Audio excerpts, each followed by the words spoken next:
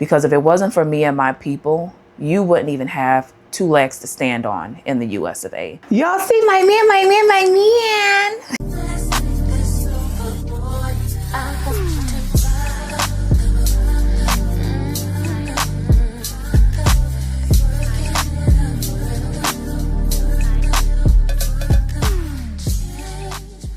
This is what my sister got me. Oh my gosh, romantic. And yes, I am going to be at his concert.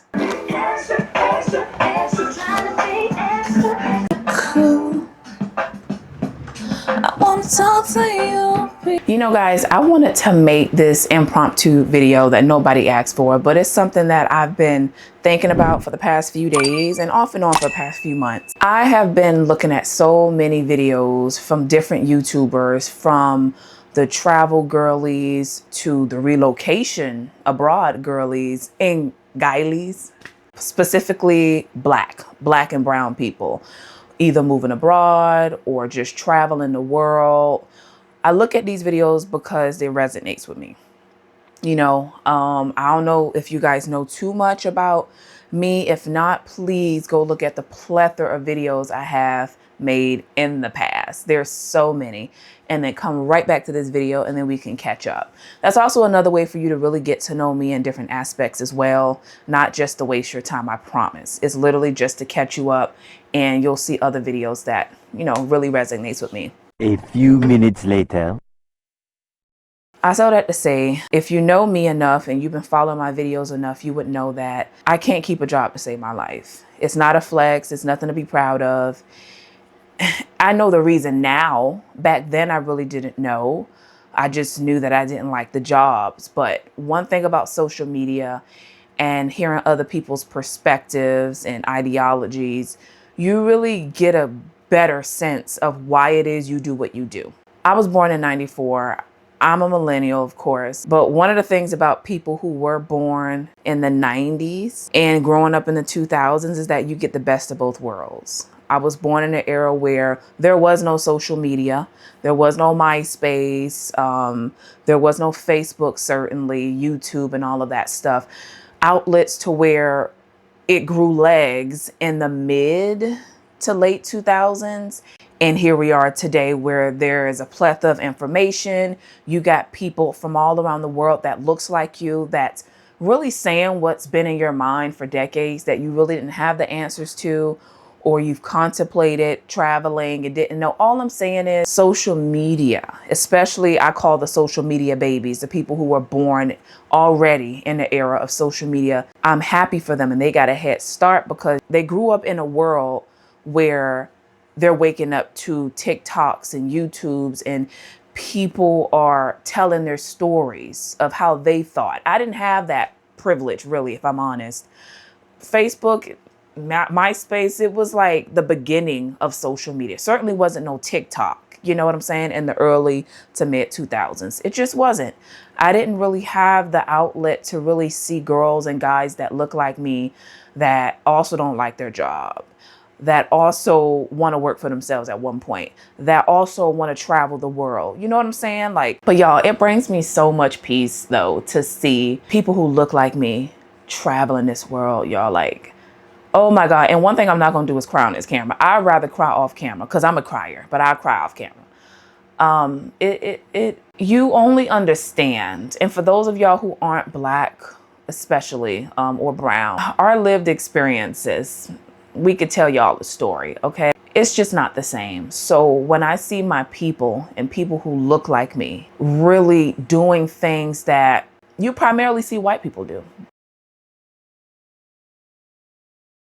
Let's just keep it a bean. I'm not going to be saying cuck it. You primarily see white people traveling on a Tuesday or Wednesday, or moving, much less traveling, but just moving abroad. You normally see white people do that. And it's not because they're any more special than you and me are. We already know that. If we know the history between whites and blacks in the US of A, we already know they had 400-year one-up on us. And they continue to, in a sense, because they're hiding behind racism. I don't care what nobody's saying. I'm not going to go too far down that rabbit hole, but racism is certainly alive. I don't want to say it's well, but it's alive in the USA. I don't ever see it going away. And as much as some Hispanics, some brown folks that have their same ideology is insane to me. But anyway, no matter what people say, oh, racism doesn't exist. Sure the hell it does.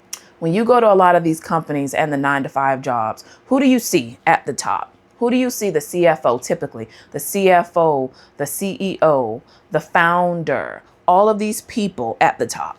You don't see a whole lot of black and brown people. And it's not because they're not qualified. Heavens no. If I want to be honest, and we all know this if you do enough digging and research, a lot of the whites and people with European background that's high up there, they either know somebody, they're a nepotism baby, and they're benefiting from white supremacy. It is what it is. White supremacy is not a conspiracy theorist. It's literally a group of people, whites, who think that they're superior than the others. So they make it their mission to try to oppress certain groups. And all that really is fear. It's fear-based. And I just say all this, I love to be black, and it sucks to have to walk around as a Caucasian individual because you constantly got to prove yourself if you're not like your ancestry, your bloodline, because it is in their bloodline. It is what it is. However, nobody is born racist. That is a taught and learned behavior, but it is so deeply enrooted into whites and their culture. And it has somehow speared into other cultures as well, Stockholm syndrome, that white is better. But anybody with half of a working brain knows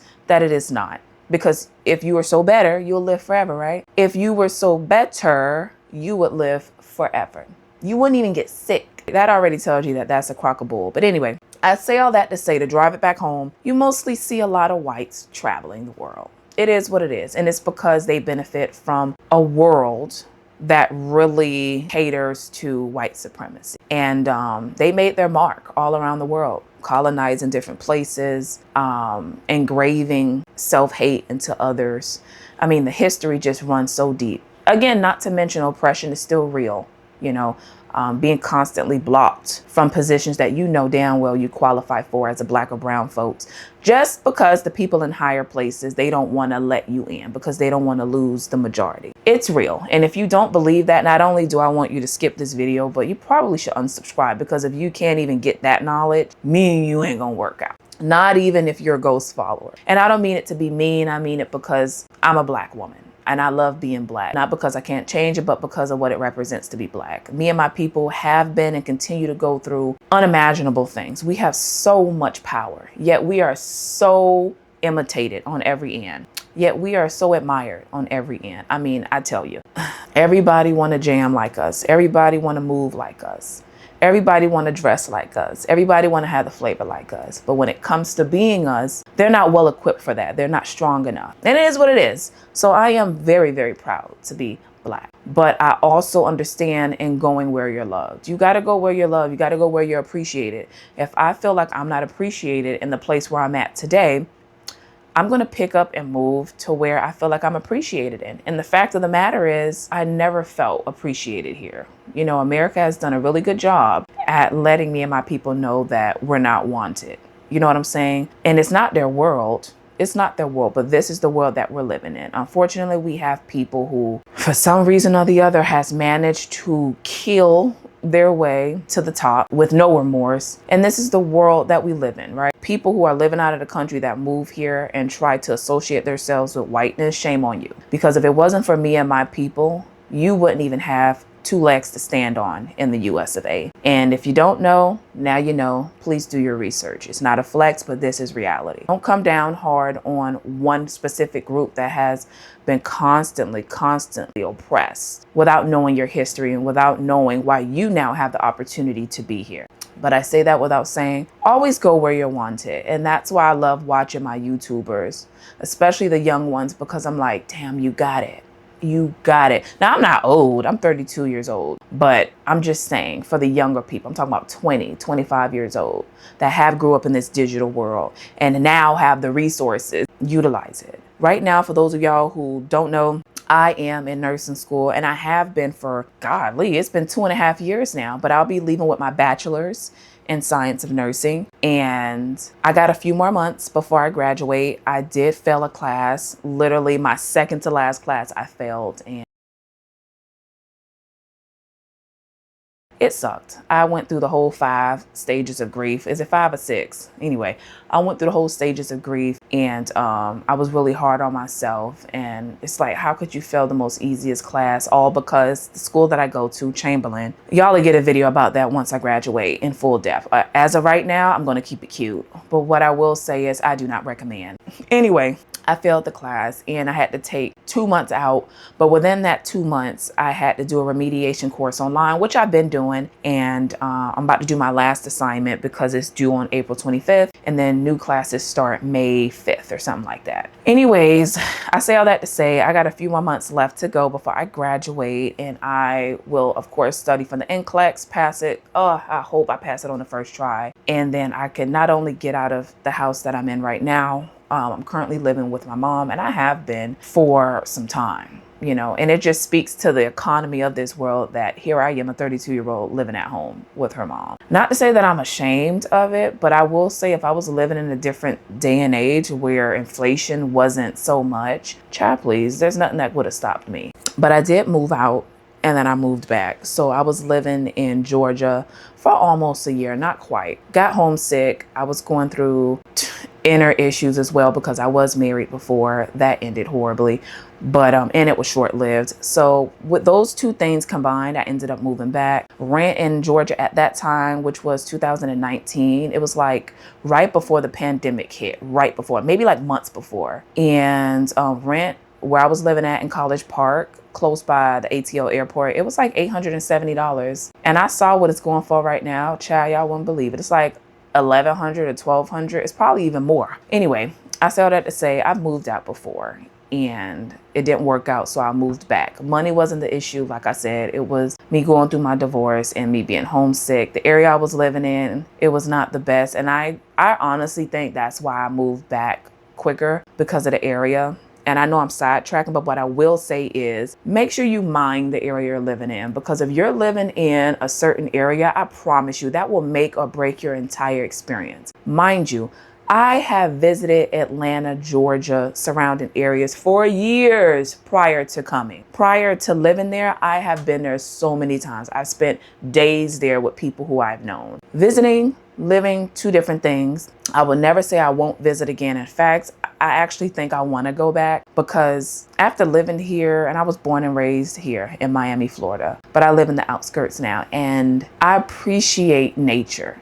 Georgia allows a lot of nature, a lot of land. You pay less and you get more there, which is why a lot of people are moving. But Georgia is not as cheap as it was when I was there before. It's inflated now, you know, because of people moving there and because of inflation all around the world.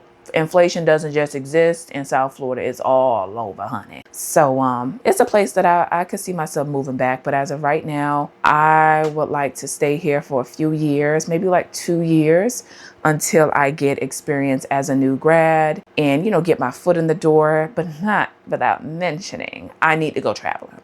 I'm gonna be honest. South Florida, if anybody knows, you would know we are the hub for the Caribbean destinations. For Caribbean destinations, because we are so close in proximity to all of the islands. It's cheaper here. You get direct flights. I love the Caribbean. Okay, I used to work for an airline. I work for Spirit. I don't care about saying it.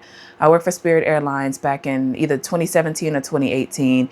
And that's what really opened my mind to traveling. That's what really planted that bug in my ear of traveling. I mean, I was able to travel in such a short amount of time of working there to so many places, y'all. I traveled to places that I never saw myself traveling to if I had to pay out of pocket, because let's just be honest, I didn't have it like that financially. And on top of that, domestically at Spirit back then, flights were free. The only time I would have to pay would be if I flew internationally, which I did a few times. And that was still relatively cheap. What, I had to pay like $90 for taxes. That's it. That was beautiful. But yeah, so I was able to travel to so many places. I traveled to New York City. At one point, I thought I lived in New York as much as I used to travel there. But I traveled there because my now ex-husband, he lived there.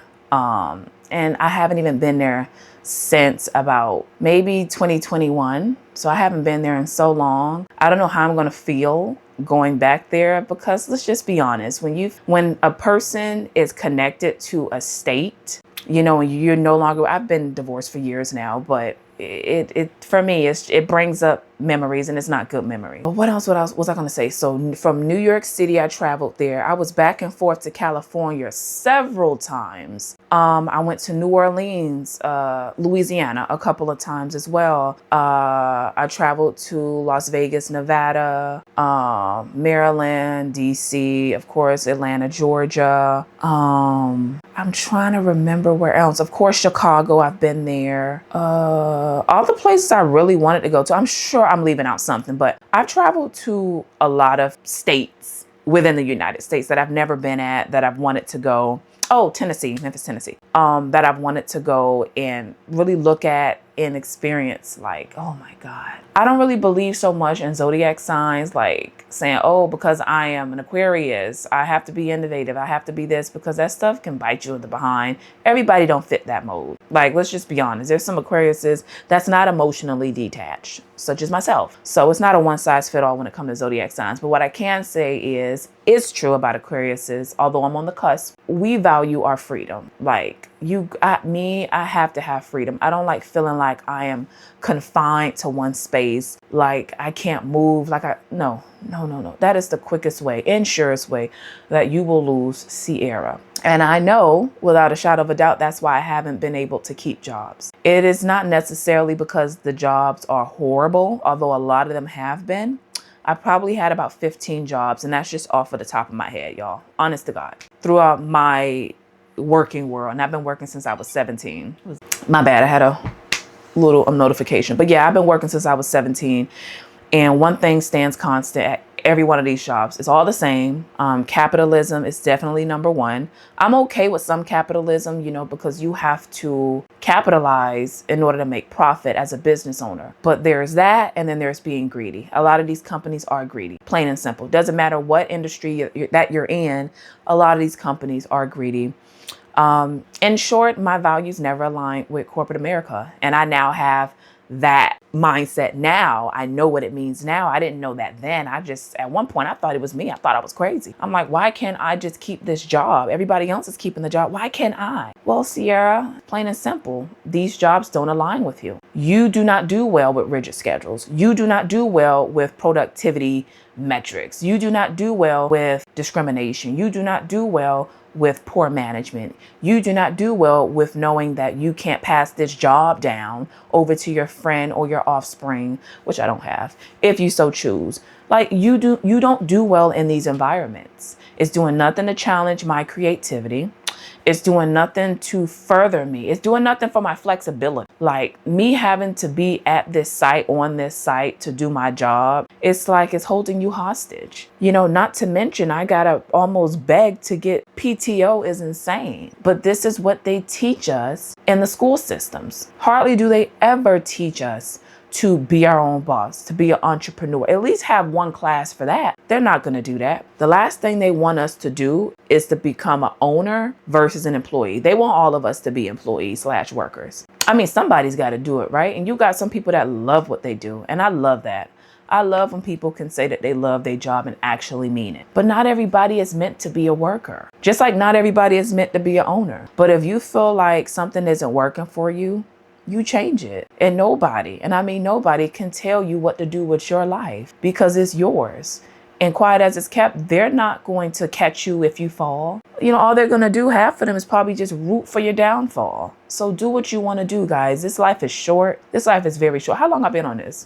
How long I've been talking to y'all? Let me see.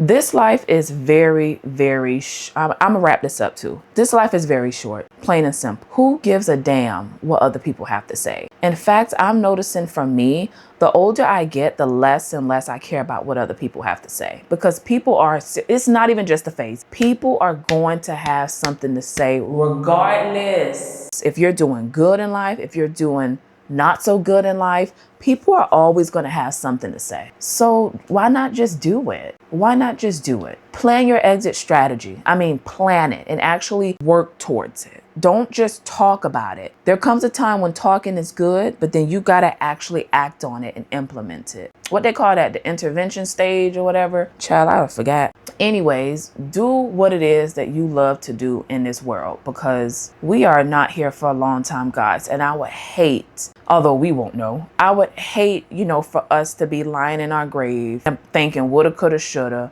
when everybody else sat out there and lived their life. As long as you're not hurting nobody, hopefully you're keeping your morals intact with you, because what sense is it gaining the world but losing your soul? I mean, we see a lot of that. Just turn on the news, look at the celebrities. But really do what you want to do. If you want to live in a van for 2 months and travel the United States alone, do that. If you want to work for 1 or 2 years for a company, save up in the process, and then live abroad, everybody's going to these different countries that's welcoming them, whether it's Portugal or Colombia, Costa Rica, wherever, Thailand, Vietnam, wherever you want to go. If you feel like that's what you want to do it. Because nobody's paying your bills. And if they are paying their bills, so what? You still got to do what you got to do. Don't feel like you got to stay in a place where you're not wanted. Is what I'm getting at. Don't stay in a place where you feel like you're not wanted. We know what it feels like to not be wanted better than anybody. And when I say we, I mean my people.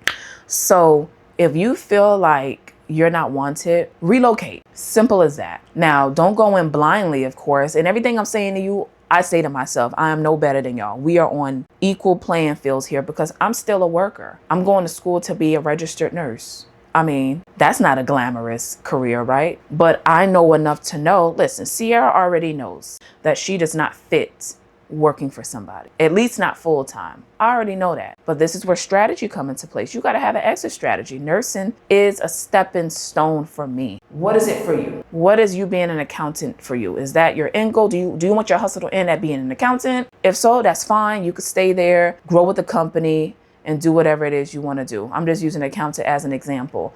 You being a CEO of a high-tech company, do you want your hustle to end there, or do you want to do something else? Everybody has a right to do what they want to do, and it is what it is. For me, nursing is a stepping stone to get what I really want to get. And nursing, I will never be without a job. So I don't feel like it's in vain necessarily. I just got to find my niche. I know bedside is not for me. I know it.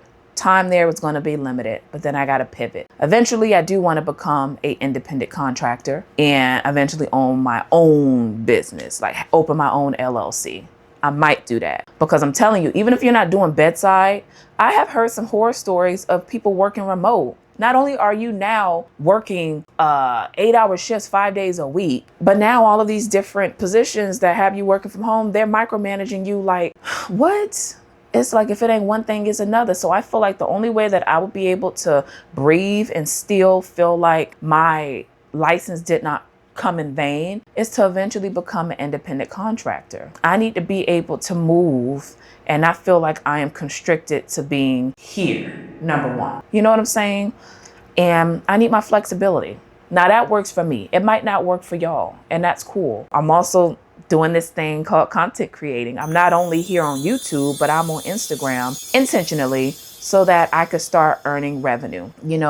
These are things that, I've been thinking about, and I really like to thank social media for that. If you made it this far in the video, you are the real MVP. Make sure you like this video. I mean, you've watched it this far. Hopefully you've liked it and commented already. That's how I'm going to get my engagement up. My engagement is really low. I got to put some money into the marketing side of things so that it can boost my visibility, because my videos are not horrible. Y'all going to get rawness. Y'all going to get relatability. And I think that's more worth it than just having a good camera setup. But anyways, like this video, comment, tell me what your exit strategy is if you have one. Tell me, do you like your job? Do you not like your job? Let's sound off in the comment section below. Until next time, peace.